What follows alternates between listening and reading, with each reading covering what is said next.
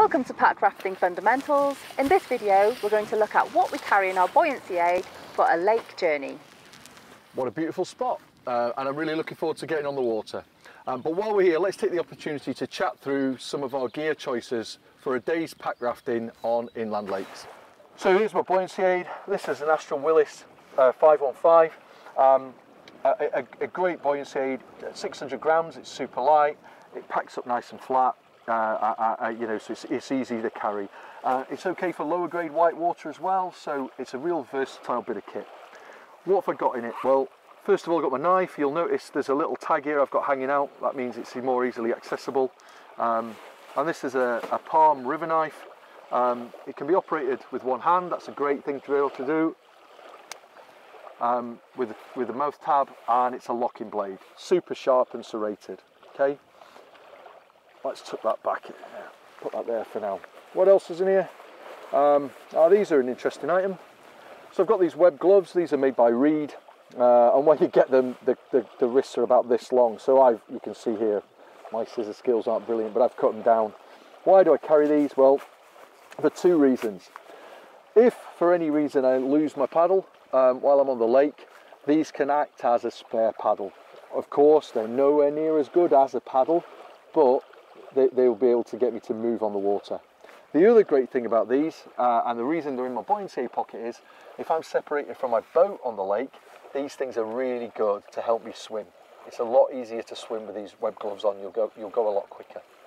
So great little addition. They're from Reed, Chill Cheaper.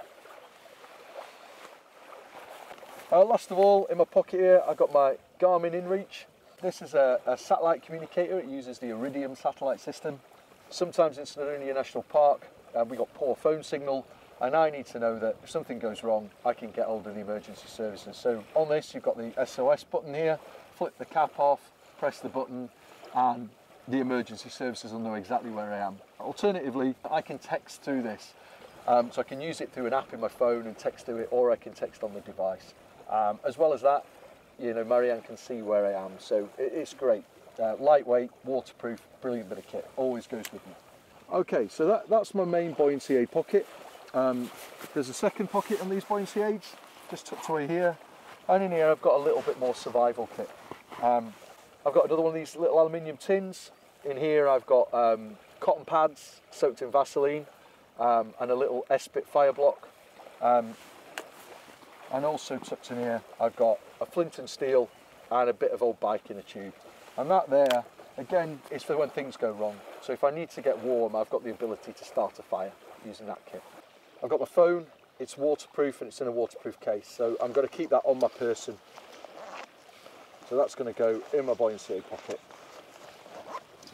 And in my bag, I've got my electronics kit. It's in an absolutely bomb-proof, waterproof bag. Okay, this is an Aquapack bag.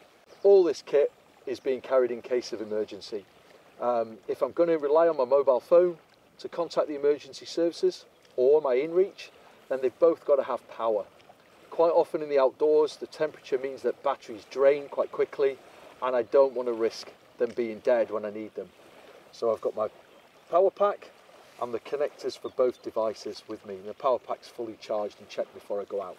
I've also got an emergency head torch. This is a Petzl E-light with a couple of spare batteries. So that's my gear all back in my bag. I'm just going to get my gear on now, my waterproofs, things like that, my wet shoes, and then we'll look about prepping our boat to get on the water.